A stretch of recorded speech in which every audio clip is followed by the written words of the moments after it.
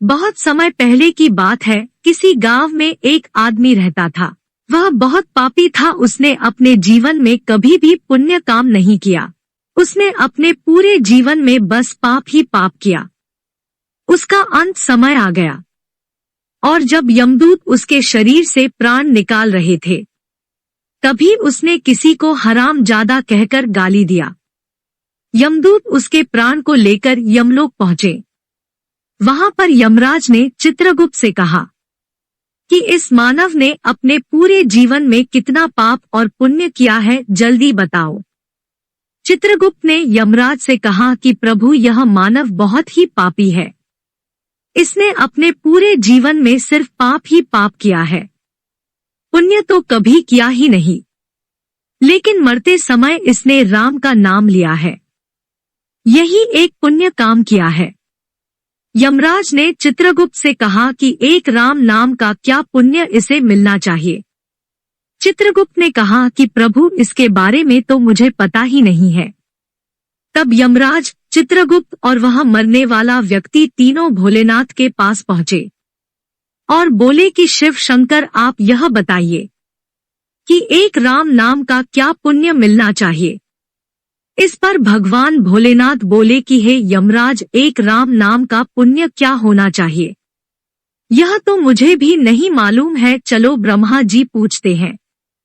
इतना कहकर सभी ब्रह्मदेव के पास पहुंचे और यमराज ने ब्रह्मदेव से कहा कि हे भाग्य विधाता, एक राम नाम का क्या पुण्य मिलना चाहिए। इस पर ब्रह्मदेव ने कहा कि हे यमराज, इसके बारे तो मुझे भी नहीं मालूम। राम नाम तो नारायण का है, तो चलो उन्हीं से पूछ लेते हैं कि एक राम नाम का क्या पुण्य मिलना चाहिए। सभी भगवान विष्णु के समक्ष पहुंचे और यमराज ने भगवान विष्णु से कहा कि हे पालनहार, मरते समय इस व्यक्ति ने एक बार राम का नाम लिया है, अर्थात आपका नाम लिया है। अब आप ये बताइए कि एक राम नाम का क्या पुण्य इस व्यक्ति को मिलना चाहिए।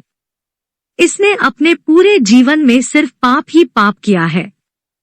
तब भगवान विष्णु मुस्कुराए और बोले कि हे यमराज, तुम्हें एक राम नाम का पुण्य ही नहीं मालूम है। यमराज ने कहा कि नहीं मालूम है। तब भगवान विष्णु ने कहा कि अभी आप सभी और यह मरने वाला व्यक्ति, तुम लोग कहाँ पर खड़े हो।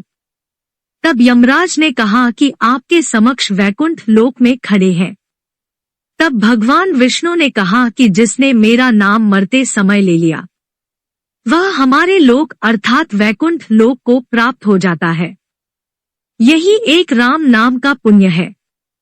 फिर वह चाहे अपने जीवन भर में कितने भी पाप क्यों न किए हो, हमारा नाम लेने से उसके समस्त पाप कट जाते हैं।